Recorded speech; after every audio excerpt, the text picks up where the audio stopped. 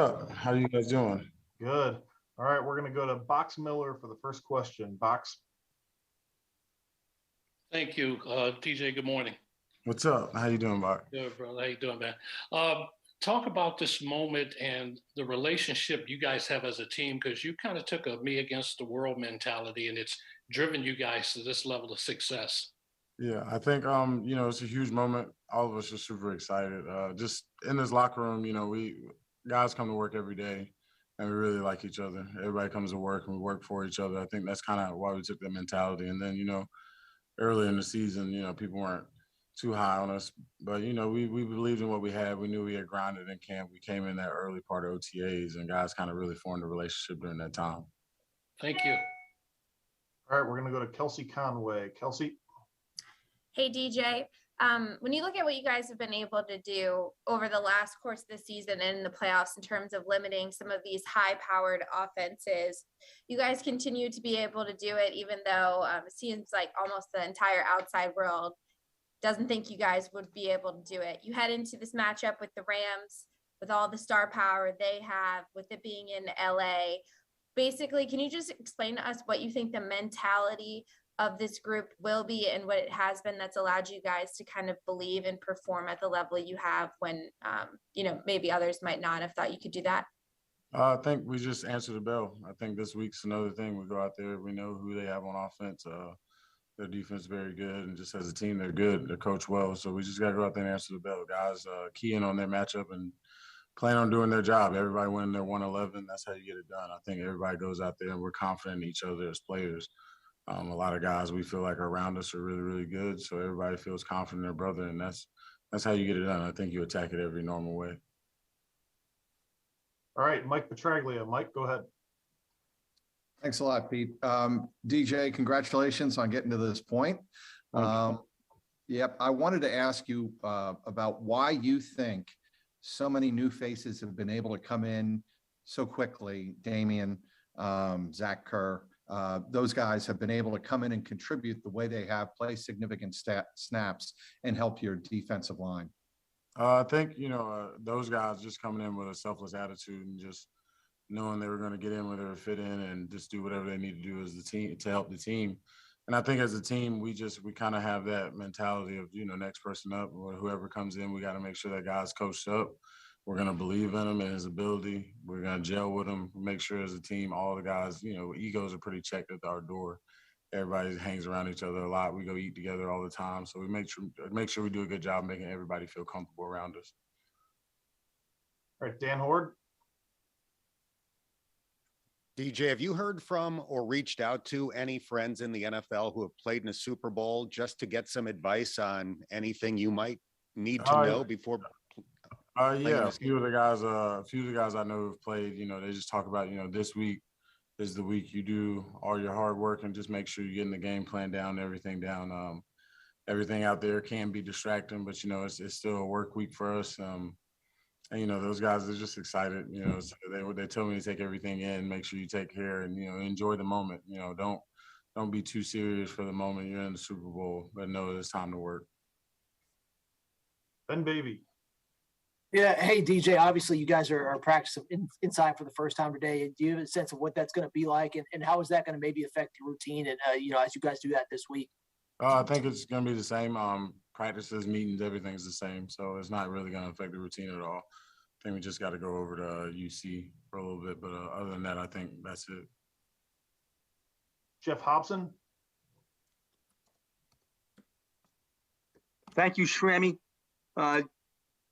DJ, can you take us back to March of 2020 when you made the call to come here? And were you surprised that the Bengals came with an offer like that? And are you surprised with what the people they've brought in since? Yeah, I was surprised. I didn't ever in my whole life, I think I was going to make, that kind of money or be wanted by somebody like that. But, I knew we had some really, really good pieces around us as a team. I knew what they were probably going to go with the pick. And, I felt good in the organization. They called multiple times. And so we talked, we felt really comfortable. I think it's really just about the mentality. When I showed up, guys were really ready to work. Guys who had been here, they were hungry to win. Coaching staff was hungry to win. We knew we had to make some adjustments. And things come with time. You know, you gotta learn those things, learn how to win, how to go about the process of winning. You know, curating a routine, being pros. And I think bringing in extra guys the next year and the draft picks, they've all taken hold of that. And the guys who stayed, they pushed through and really survived. Thanks, DJ. All right, we got time for two more. Didi Kinkawala. Hey, DJ, you said that you have, in fact, started game plan. So I'm assuming you've watched Rams film. Is that correct? Yes, ma'am. Okay. So they changed significantly when they started going to Sony Michel like 5-6 weeks ago. What is it about their offense and what is it about him in particular when you think about stopping that run game? I think their offense, you know, they do a good job of working together. The guys up front, they work together, the way they attack double teams, scoop blocks, all that. They do a good job of making sure they don't miss their targets and making sure the targets are set up well, even when they got to make adjustments or kill calls and things like that. But, you know, I think Sony, he's a one-step cup runner, and he gets downhill. He always makes sure he does a good job of falling forward. He's satisfied with 2 or 3 yards. He plans on wearing on you, and he's a good back. He's been a good back since college. And, you know, I've always enjoyed watching him play. All right, last question for DJ, Dave Lapham. Go ahead. DJ, congratulations, first of all, how you're playing in the playoffs. You're playing at a really high level, man. Thank you. I appreciate it. And tale of two halves, you know, in the AFC Championship game. The adjustments that were made at halftime, obviously huge, but was it all adjustments? Was it settling in? Was it just momentum? What was it? What was the big deal between first half, second half, do you think? I think it's a little bit of both. We got that stop at the end of the first half. That really juiced us up. And then just going in there and making adjustments. Our coach has done a great job all year at halftime, making sure we adjusted well. We knew what we would kind of see in the second half and making sure we went out there and did a good job. But I think all the guys just looking into each other's eyes and knowing, like, hey, we got to get this done. Like, you know, everybody on offense, they looked in each other's eyes. On defense, we looked in each other's eyes. And everybody came together and knew we had to go back out there and do a great job in the second half. And we went out there and executed. All right, DJ, thanks for your time. We'll let you go. No problem. Appreciate it.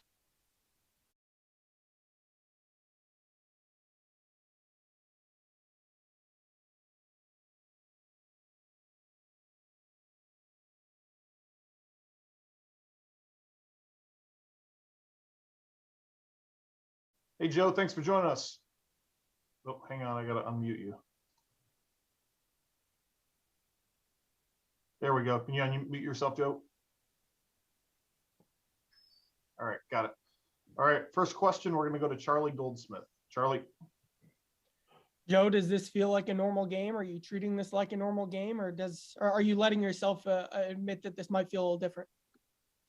No, it really doesn't. You know, coming into this week game prep, it just feels like another week. Obviously, it's the Super Bowl, and we're gonna have to try to eliminate as many distractions as we can. But it just feels normal. All right, we're gonna go to Ben Baby. Ben. Yeah, Joe, over the course of your career, when you talk to people who know you well, it seems like you're a guy who really enjoys contact. Why has that been the case? Why have you kind of maybe sought that out at times? And how much did you relish the hit on Warren in the 14-state title game against Central? He, I don't know why. It's just part of football, and I've always loved that part of it. Wouldn't feel like a football player if I didn't. And I actually saw him.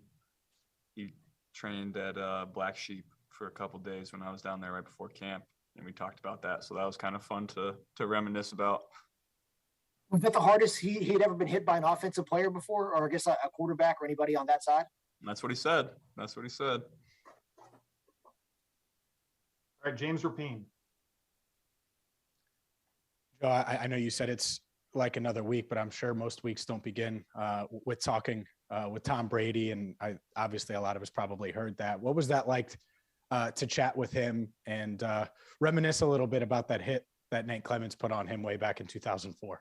Yeah, that was fun. It's, fun to hear him talk about, plays in the past. He remembers every little detail about, everything that's happened in his career. And so, obviously you try to emulate a guy like that. He's had a great career, and, I hope to get there someday. James Palmer. Hey, Joe, you've talked about your strength, your play strength in the second half, coming off the ACL and stuff. How much has that changed you outside the pocket and making plays outside the tackles compared to the first half? How much more is that a part of your game? It's night and day from the first half of the season. I wasn't really able to do any of that the first half, and I've really started to come into my own in that sense, making plays, extending plays. That's something I've always been able to do, and I'm starting to finally feel like myself, and able to pull out of some of those tackles when defensive players have me wrapped up in the pocket, and I'm starting to be able to get out of those situations and make some plays. Jeremy Rao. Hey, Joe, I know it's been a while since you received letters from mostly a lot of kids around Cincinnati and Bengals fans coming off your injury. Did any of those, I guess the question would be, did any of those letters get to you? I know it's probably hard to actually get those letters physically to you. Did you see them? Did you hear about them? And kind of how did that make you feel in the moment, getting all those letters from kids about your injury? There were obviously quite a bit. Tough to read all of them, but none individually stick out. I just remember all the outpouring of support from the community and the NFL community as well. And so I think that meant a lot to me. Charlotte Wilder. Hey, Joe. DJ was talking about how much you guys all like each other in the locker room, and that's clearly evident by the way you play. Do you think that's just luck and chemistry, or do you think that can you point to, one person or a few people who really make a difference? It's tough to just point to one or two people. It's something that I think we work really hard at, creating relationships in the locker room. And, there's not one guy on the team that I wouldn't feel comfortable hanging out off the field with. I would text just about anybody on the team about a function that we were going to. And I think that's, one, it's a rare thing. And two, I think really that's one of the top reasons why we're in the position that we're in. Jared Smalley. Jared. Hi, Joe. Had a question for you related to your beginning of your career in high school in Athens. You take the team to the state championship game, had that beach blonde hair. And then as you evolve in your career, you get to LSU, you get to championship games, you perform well. You get to the playoffs this year, get to the AFC title game, perform well. Is there something that is important to you going back to the earliest days of your career that when you get to these bigger and bigger moments that allows you to perform the way you want? I think I've always played well in these kind of moments. And I think it's just because all of these moments come towards the end of the year. And, I feel like I get better as the year progresses just because you have more reps, more film under your belt. Corrected all the mistakes that you've made and throughout the entire year. And I'm good at recalling that kind of stuff. And so when you get to the end of the year, you just have all those reps banked and you just keep getting better and better. Kelsey Conway. Hey, Joe. Going back to Ben's question, a little out of the box here, but knowing how you grew up with your dad being a coach, did you always want to be a quarterback? And if so, what other positions did you play? And if not, what kind of was the reason why you picked quarterback to be the position you wanted to play?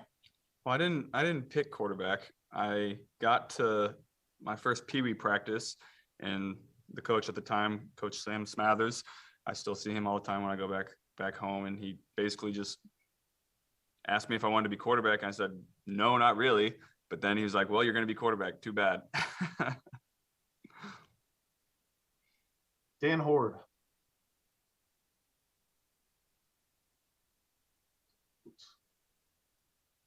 Dan, you got to unmute yourself there. There we go. Joe, we haven't even asked you about your pinky in ages. Does it give you any discomfort at this point? Did it completely heal? And how about the right knee at this point? The right knee feels great. The pinky is still something that I'm dealing with. It's something that's I'm going to be dealing with for the rest of the season until I can give it a break. I wouldn't say it bothers me too much throwing the football anymore, but I still notice it a little bit. Just doing everyday things. Mike Petraglio.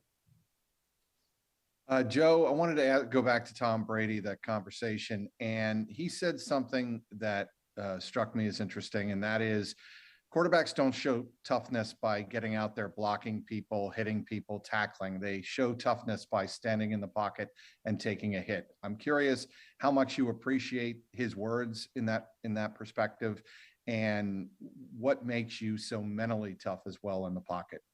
Yeah, he's exactly right. It would be stupid for me to run down the field and block somebody. Part of the value of a quarterback is being on the field for all the snaps in the season, not missing any games. So you got to be able to protect yourself.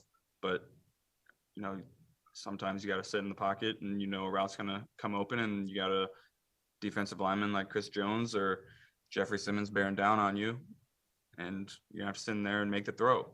That's part of playing the quarterback position. I think, not only just doing that, but when you get up, you don't complain. You don't have bad body language when you get up.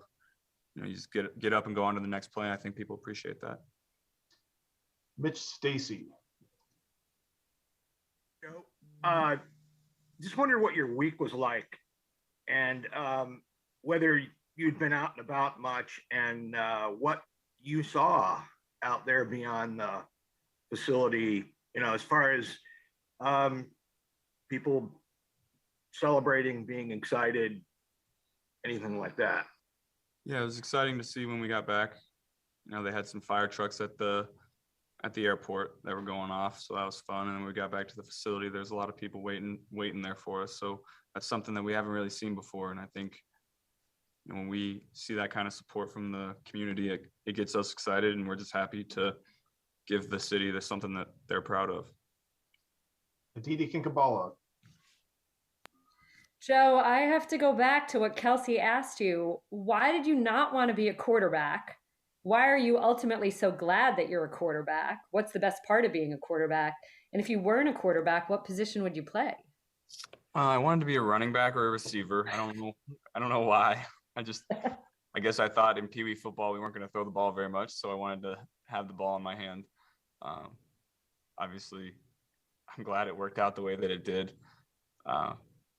This is my career. I don't know if I'd be an NFL wide receiver. That's probably a pipe dream, but I can play quarterback pretty well. And I think my favorite part about playing quarterback, there's great players at every position in the NFL, but I think only a few really affect the game in a drastic way. And I think quarterback is the one position on the field that can really affect the game on every single play. And I like having the ball in my hands every play and being able to win or lose with me. Ryan Dunleavy.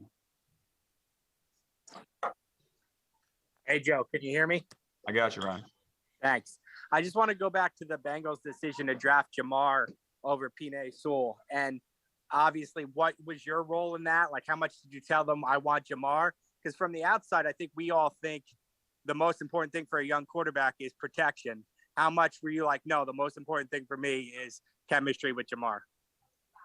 I didn't go in and say, hey, I'd love to have Jamar. I think the organization did a really good job of, making me feel like I was at least kept in the loop about the process. So, I was in here doing my rehab, and, Duke would come down and talk to me about, hey, watch this guy. Tell me what you think. Hey, we're meeting with this guy. I'll let you know how the meeting goes. And I think that's all. As quarterbacks across the league, you see some guys getting frustrated. And I think all we want is to have a line of communication in those kind of processes. We don't, for me personally, I don't need to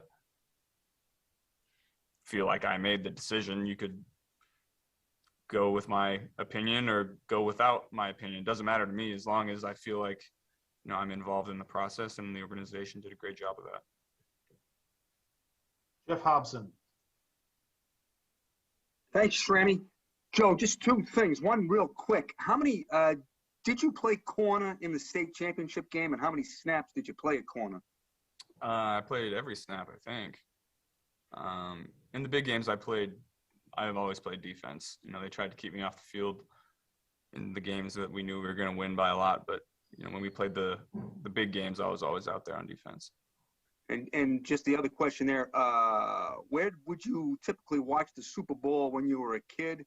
And does anyone stand out to you? Did any couple stand out to you? Any players, any plays?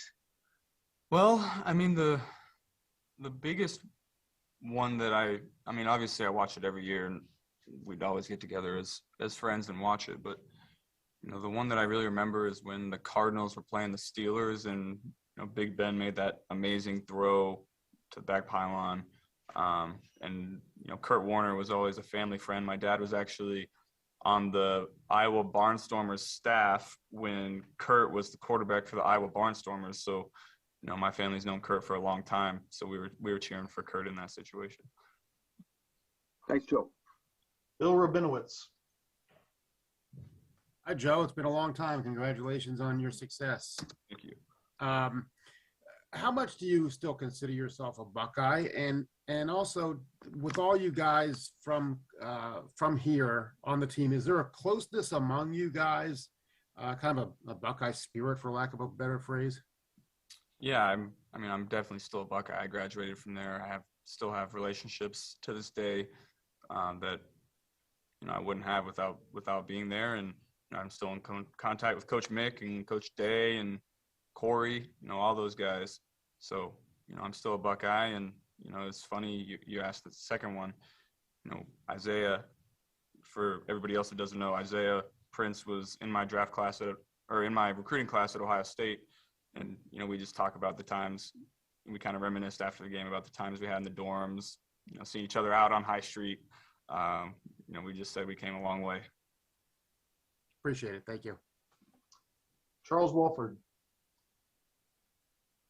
Hi, Joe. How are you doing? Good. How are you? Yeah, good. Thanks. Just going back to what you're saying about sort of your input into the draft and what have you. How did you feel when they told you they were going to take a kicker at 5th round? And has it surprised you how Evans fitted in?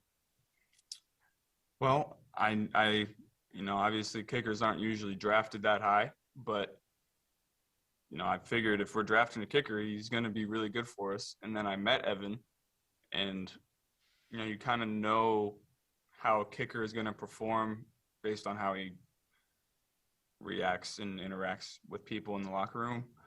All the kickers can kick it and put it through the uprights, but it's really how you handle the intense situations that's going to really make or break your reputation as a kicker. And so when Evan first got here, I kind of poked and prodded him and see how he would react, and he reacted exactly how you would want your kicker to. He gave it right back to me, and I as soon as he did that, I knew what we had. Right. Fox Miller.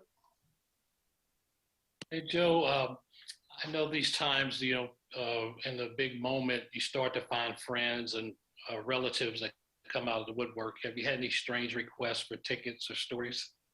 I don't really deal with that. I let my parents do a great job of dealing with all that stuff for me and my agents.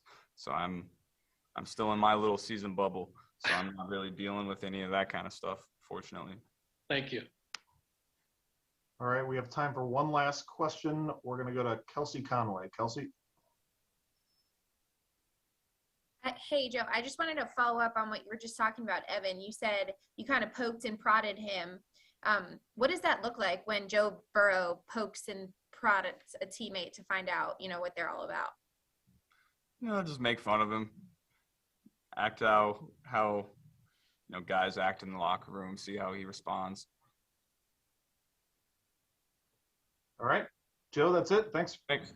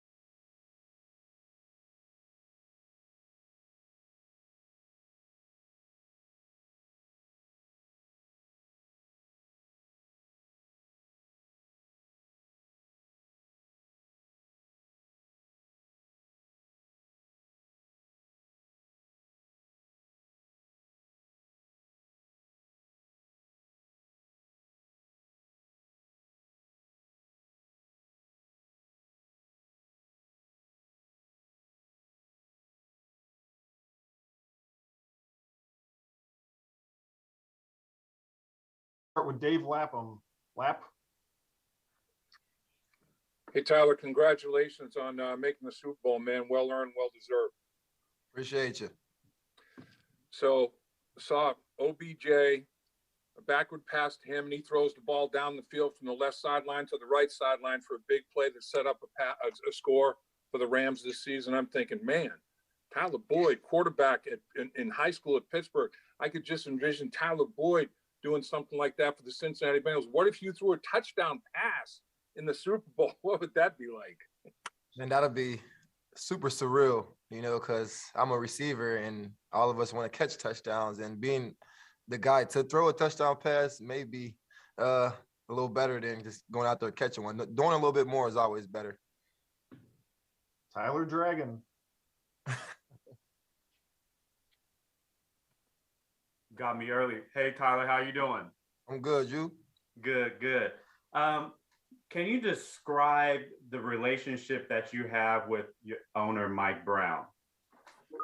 Yeah, I think the good thing about Mike is I think he's one of the few owners in this league that actually comes to every practice, every walkthrough, and just they're supporting the team no matter what the conditions are. Cold, hot. He's always out there, and every time, I go over there and chop it up with him and just talk football. Like we're friends. And he's always been a good guy, and always respectful, and I'm very appreciative of the opportunity he gave me. James Rapine. Tyler, congratulations. I remember I was thinking before you came on, talking to you at your locker before the 2018 season, and the first couple of years of your career personally probably didn't go as well as you wanted them to. And then you had the 1,000-yard season, and now you're in the Super Bowl. Have you allowed yourself to reflect back at all, or is it all systems go, eyes on the Rams? No, absolutely. I sat down and got to reflect, because it's always better when you can go back and think about all the hard times you had to overcome and go through to get through the stage that we're about to approach now. So those are the hard times what built me to be ready for the opportunity like this. So man, just thankful that I was able to be a part of this whole entire legacy that we had to go through. Charlie Goldsmith. Tyler, you guys have had a couple big 3rd and long conversions, especially over the last couple of weeks. Why is Joe and why are you receivers so well suited to get that big conversion on 3rd and long when you need it? Because I think the receivers, us and Burrow, we do a great job of understanding how they're trying to play us and what we have to do to win. And it's usually 3rd down. I think teams, the best bet to try to stop us is to try to blitz and play 2-man in some sort, and Joe's so smart that in man coverage, there's nobody watching the quarterback. So that's how we can get steal yards, and he can run for the first down sometimes. But again, they can go out there and double guys, and whichever guy got that one-on-one matchup, that's who got to deliver.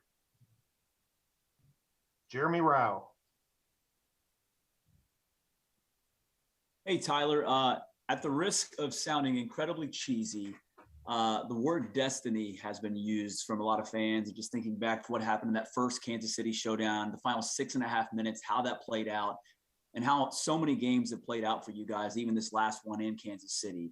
Do you feel like this team is a team of destiny with the path you've been on and what's next here against the Rams? To be honest, I just think we're a sound team. A team that's willing to do anything to get the job done. Like literally, that's really going out there. Don't care who get the most targets or who's getting tackles, and not caring about their individual stats. Guys, that's not selfish. That's what's driving this team. Because every guy's playing a role, and when guys do that, the game just comes to you naturally, and the plays start to come more and more. So. Destiny part, I couldn't really say, because we're just driven to want to be the best. We want the standard to be Super Bowl year in, year out. So as long as we continue to play together and stay sound, then we're gonna always meet our standard. Laurel Thaler. Thanks. In what ways do you think that you have changed as a receiver under with Joe Burrow as your quarterback? Are there ways that you feel like you've improved these last 2 years personally? Yeah, it's just playing with Joe. It's so much easier, because well, for my standpoint, I understand a lot of what I have to do in terms of running my routes and coverage in different areas like that, and it's so easy knowing when I'm getting played a certain way and I got a certain route to run exactly where our defender is, which I'm a football player, so I tend to try to kind of get a little bit more creative and separate the opposite way, or trying to find a different window where he didn't expect me. And he always is locked in on that when I do that. It's like I'll go out there and run a whole different route, and he'll know it. Like basically he'll be telling me that in his head while I'm running the route. It's so crazy that the connection is that strong, So that's, I think, the biggest tool with me and Joe. Jay Morrison. What your thoughts are, and maybe the collective. Hey Jay, I think your mic is off or low. It's hard to hear you. I'll come back to you. Next question. Is that good? All right. Alanis Thames. Alanis. Hi, yeah. Joe had mentioned that so far this feels like a normal week of preparation. I'm curious how you're viewing heading into the Super Bowl mentally. How are you preparing? Are you treating it like a normal road game, or how do you mentally prepare yourself for something like this?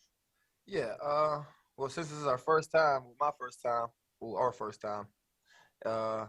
I mean, we want to take it, day by day. We don't want to get overly excited and take it any differently than any other game that we play, because at the end of the day, we got the same scheduled week, just a little bit more publicity because it's the only two teams playing in the biggest game, So I think we got the right guys to go into this game and not feeling like we want to go do things that's going to distract us, go party and do things like that, etc. I think the partying is after the game.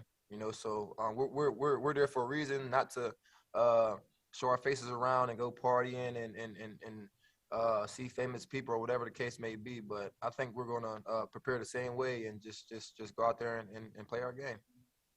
Keenan Singleton. Hey, Tyler. Joe kind of talked a little bit about his origin story about being a football player, said that he didn't actually want to be a quarterback when he started. But it sounds like now he really has not plans, but he feels like he could play receiver in some level of the NFL. Do you think he has the skill level to be able to do something like that?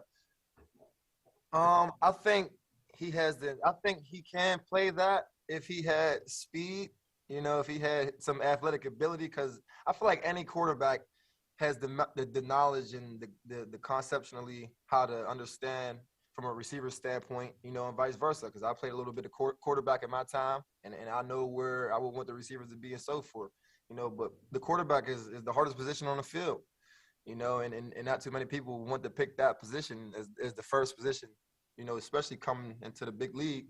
But, I mean, being the quarterback to me is being the best player on the field, because they got to worry about the most stuff. They got to diagnose the most information, and they got to help people line up right or tell them what to do when they have brain farts or not knowing what's going on, So I applaud anybody for playing quarterback, but I do believe Joe could pull the receiver off. Dan Horde.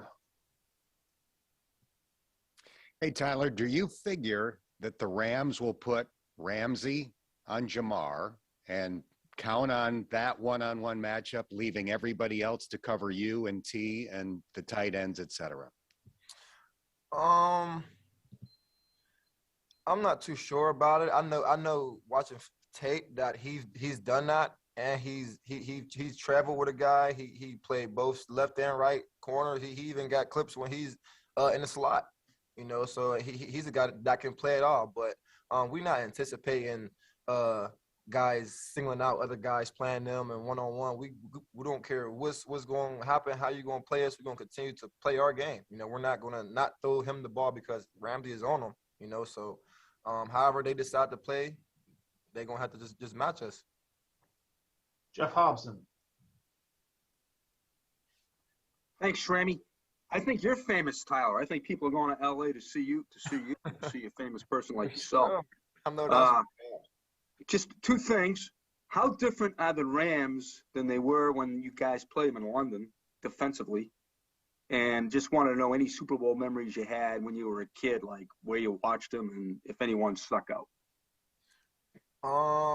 With the Rams, one thing that stood out was they always had a great front, especially with AD leading the way. That's Pit Boy, my native teammate. And I mean, the Rams always been sound. Once we played them in London, that's why I always wanted to get a rematch with them. Zac came from there and he lost to him, so now it's time for us to bounce back and get a win for him. But I have a lot of memories, from the Super Bowl, but I mean, I don't want to talk too much about it because I'm a Pittsburgh guy, and that's usually when the games I watch when I'm home. But yeah, I'm super pumped up for this game, man. I'm very, very, very happy that we're a part of it, and this is something you dream about as a kid. Thanks, Tyler. Going back to Jay Morrison. Jay? Hey, can you hear me now, Tyler? Yeah, I got you. Sorry about that before. I was just curious what your opinion is, maybe the collective thought process in the locker room of you guys having to get on buses and go off site to practice for the biggest games of your careers. Yeah, for me, I'm kind of comfortable with that because I've already did that in my career. We didn't travel to UC. You talking about for this week, right? Right. Yeah, we didn't travel and bus to UC last year and a few other years, but I don't think it'll be a distraction. And I mean, nobody wants to practice in the cold, no way, especially when we're not planning it. So I mean, I don't think no guy would be mad about that. Mike Petraglio. Tyler, pretty straightforward question. Why has the moment never been overwhelming to you guys this year? I think because again that we know what type of team we have, and we're pretty much, I feel like we're the team to beat. We didn't get here luckily. We went out every game. If you watch every back end second half of our last playoff games or games since we played the Chiefs the first game, we literally went out there and won the game. Our defense went out there and had two turnovers in the last 2-3 weeks. In the offense, once that's done, we go out there and we finish it. It's a collective job. Once you go out there and execute, and at the end of the day, it's going to come down to whichever team won it the most, and we've been showing that. Charlotte Wilder. Hey, Tyler. Joe mentioned that sort of the strangest part of all of this was the social aspect, like here, Kid Cudi DMing him. I wondered if you'd heard from any famous people, if, people in the locker room had, and if you guys had talked about what that feels like at all. Yeah, I haven't had anybody specifically contact me like Joe. Joe's a big deal. Not to say I'm not, but he's on a different level. But it's great now that we're getting recognized for our play because we have talented players and guys that's really, really, I feel that can one day be in the Hall of Fame. And just being recognized for that is huge, especially when guys like him is watching, because our games, we don't usually get national televised games week in, week out. We always got the 1:00 games, and we gotta prove ourselves to get on the big stage, and that's what we've done, and it's showing off. So, I mean, at the end of the day, it's all fun and dandy, but we're still worrying about what we got to do. Josh Dubow. Josh? Hey, Tyler, how much do you, Jamar, and T kind of play off each other, knowing that if defense tries to take one of you away, that it just opens things up for one of the other guys? And it's how good it is to be part of a group like that where you got three of you and you can sort of do it. Yeah, I think all three of us have a good relationship with each other. We're all unselfish players, and we know what abilities that we all have. It's no way that teams could come out there and double all of us, and there's no way to take away one guy and the rest of us is not going to make plays. So I think we just do a good job of feeding off each other. Once we see one another make a play, then we're want to be the next guy to do that and keep the ball rolling. If we had the chance to keep throwing it every play, that's what we would want to do, because we know and we believe in ourselves that we could get the job done. We have time for one more question. Dave Lapham. Tyler, what does the team take the reaction after the game? Say after the Chiefs game, oh man, the Chiefs blew it. Instead of the Bengals playing a game that made plays and won the football game, the narrative was, oh, the Chiefs blew the football game. Does the team use that as fuel for fire? I mean, is it that underdog mentality and we'll show you we can play? Is there anything to that?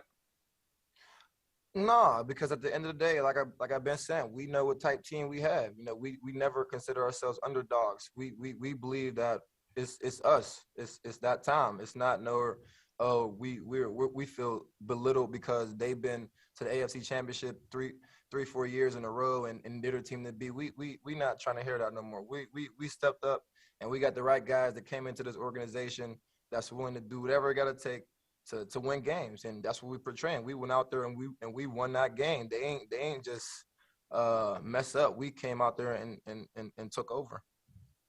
All right, Tyler. Thanks for your time. I appreciate it. Appreciate y'all.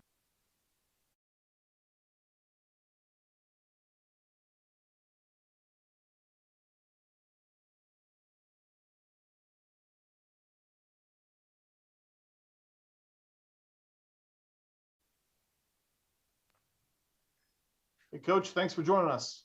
Yeah, you bet. My sons told me I sit too close to the Zoom, so they want me to scoot back. They said no one else does that, so I'm going to try something different today. That works well. Yeah. We'll go to Box Miller first. Box. Coach, never wrong with getting advice from the kids in technology days, right? They sat me down and instructed me that nobody else does what I do. I'm too close to the screen, so I'm going to do that. Coach, obviously a lot of people are complimenting and congratulating you. What is the most meaningful one you've received, maybe that was surprising to get? That's hard to say. You know, it's a lot of people that have supported you throughout, and it's great to get that feedback. I think people are genuinely happy for us, but I'll be honest, I haven't responded to hardly anybody, and that's all for 2 weeks from now. You know, we want to do our best to keep our focus on what's important right now. Thank you. Ben Baby. Yeah, Zach, just walk us through the decision to go ahead and practice inside the bubble today. What led to that, and is that something that was planned before the weather, or something that you guys wanted to do going indoors and playing in a dome? This is the first time in a long time we've been playing, you know, inside or in warm weather. So this decision was made a long time ago. You know, on top of it, we're having the worst weather we've had, you know, from an ice standpoint, from a rain standpoint, snow. So that's obviously helpful as well. But we made this decision long before we knew that was going to be a problem. Why?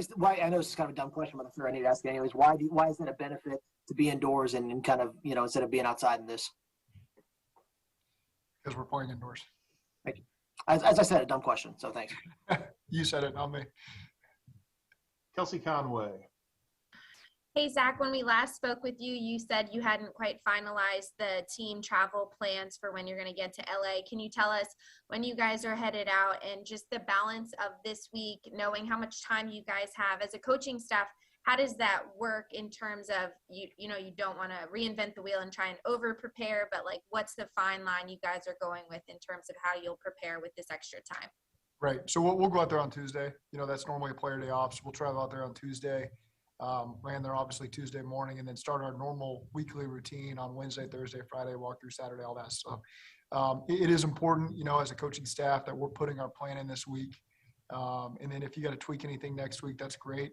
But again, I think our staff has done a great job of putting pressure on themselves to get it all done, so that our players feel very confident, you know, as we get through this week and get on the plane and start to travel, that they feel confident about what we're doing.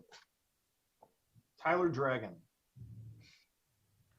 Zach, the weather's pretty good in LA right now. It's like in the low 50s just in case, so it's kind of cold. But can you describe the impact Mike Brown's had on this turnaround season?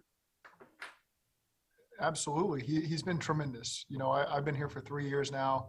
You know, he's one of the most genuine people I've ever been around. He's supportive, understanding, realistic. And so, again, we've gotten the support from ownership. Everything that we've needed to discuss and talk through, they've been nothing but supportive. They've given everything we've needed since I've been here.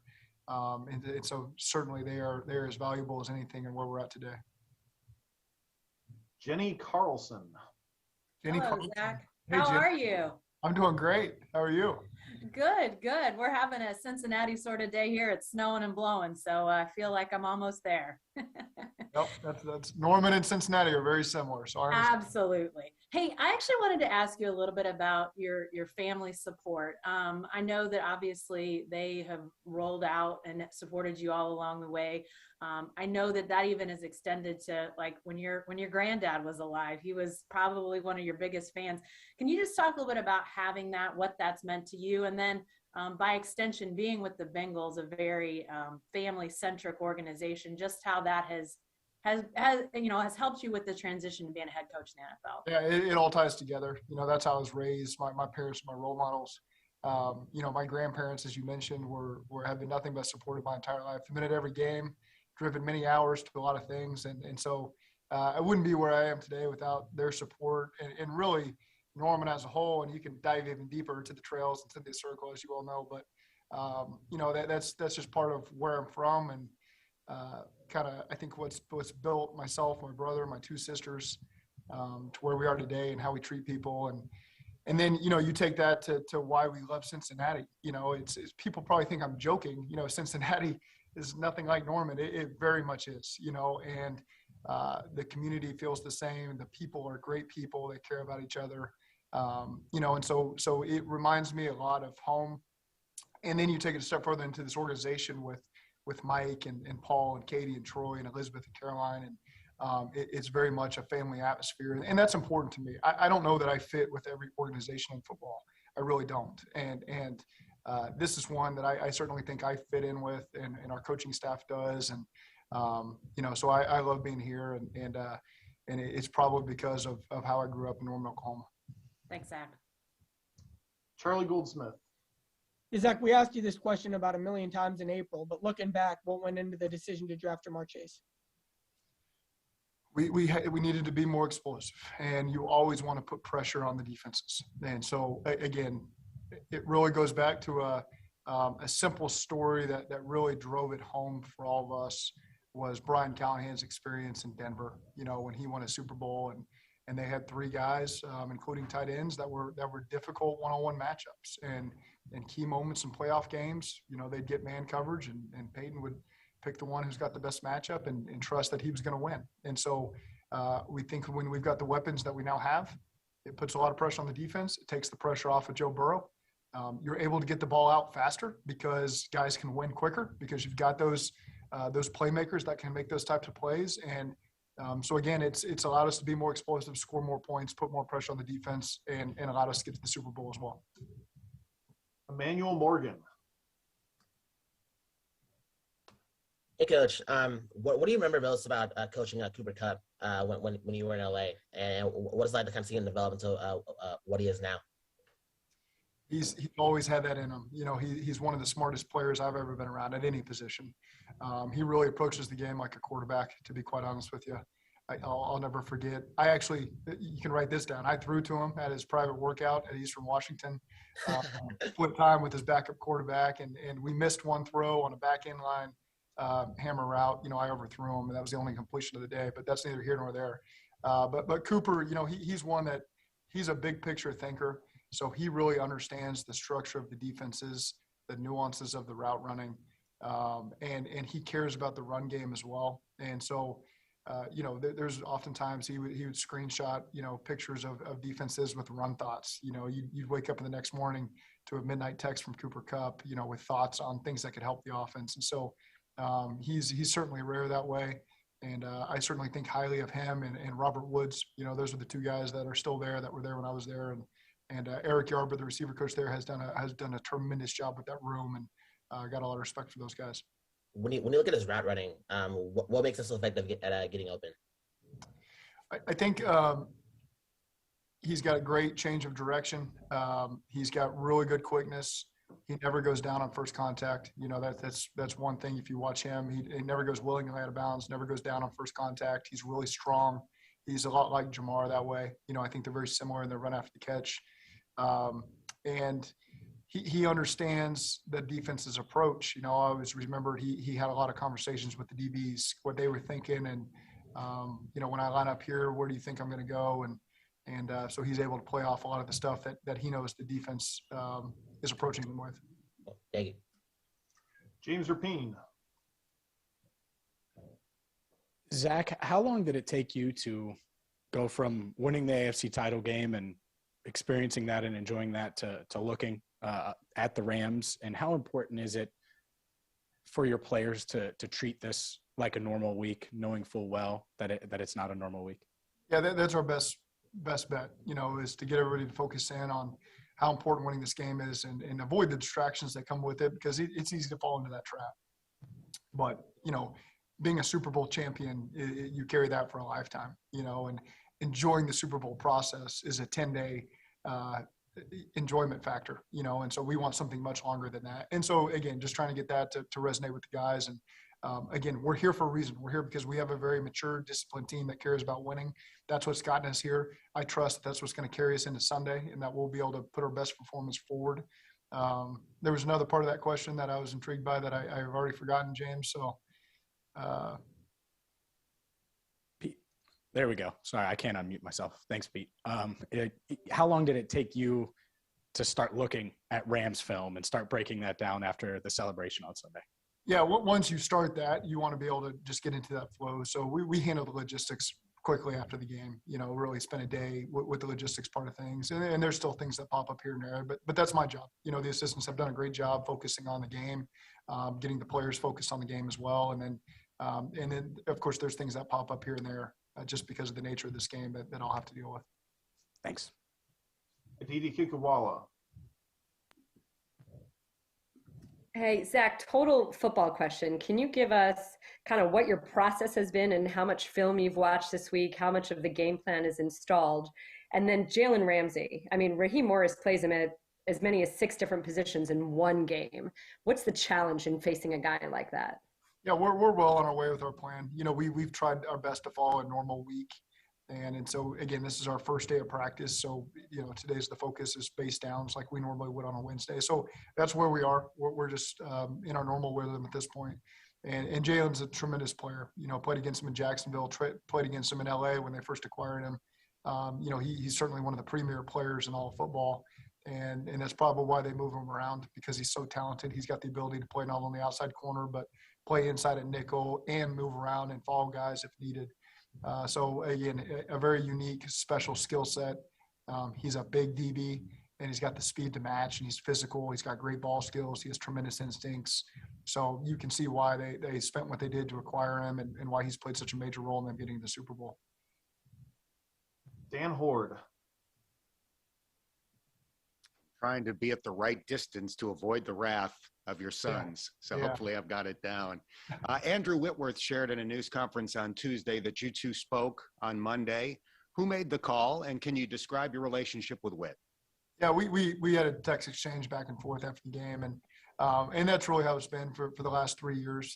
We've probably spoken on the phone over that time, but I always had a tremendous amount of respect for Whit. We're the same age. He's 6 months older than I am. So I remember when we signed him, he's kind of on the same path I've got my boys on. He was redshirted at some point in his youth, and my boys are on that redshirt program as well. So they're going to be a little bit older for their age. But, just the professionalism, the leadership that he provided in LA, he always had so much respect and appreciation for the Bengals and the staff here and the whole organization as a whole. And, so again, I'm glad to have a relationship with Whit. He's always done things the right way and set a very high standard for those that he's around. Got time for a couple more. Bridget Condon. Hi, Zac. What do you think the biggest benefit of playing in the 2018 Super Bowl for you was, in what you can share with your team this week heading up to that? Coaching, sorry. Yeah, going through that 2-week process, I think the experience is helpful to direct the guys of what to expect. It has changed. The COVID obviously has changed it. We went out on a Sunday and we're there for a week, and you had to deal with all the media stuff that came with that. And I know that's a little bit different nowadays, probably in a better sense for me as a head coach and what our players are going to deal with, because there's less distractions there. So again, I don't look too much into that process 3 years ago. There are some things that stand out that I try to be helpful with our players. But again, we got to find a way to focus on this game. Got time for one more question. Mike Petraglia. Mike? Zac, there's obviously been a lot of focus on a lot of the star talent on your team, but I'm curious from your perspective, when did you know that you had the kind of depth that you had, the quality depth, and the ability to bring players like Damian Square and Zac off from out of the organization and plug them in and have them contribute? Right, Damian Square and Zach Kerr. I think the depth is something. We felt really good about our roster from top to bottom coming out of training camp. But on top of that, there's been some situations that have forced that depth to play. And at the time, you want your starters to play, but the depth has to play, and it really has served us really well right now. You look at guys like Tyler Shelvin and all those nudie tackles that you just mentioned. Them getting to play these last couple of weeks has really served us well as we prepare for this game. And so it's the next man up. That's a credit also to our coaching staff and those position coaches. And you just look at those guys that have. You look at the linebacker room. There's been so many guys that have stepped up and play there, and that starts at the top with Louis and Romo and comes down to Al Golden and Marion Hobby and all the different guys that have dealt with that at their position groups. Managing those guys, knowing those guys are going to have to step up and play big roles for us, getting them prepared, and then having the right guys in those depth positions that have been able to handle those responsibilities and really help us not miss a beat at all. All right, Coach, we'll let you go. Thanks for your time. Okay, thank you.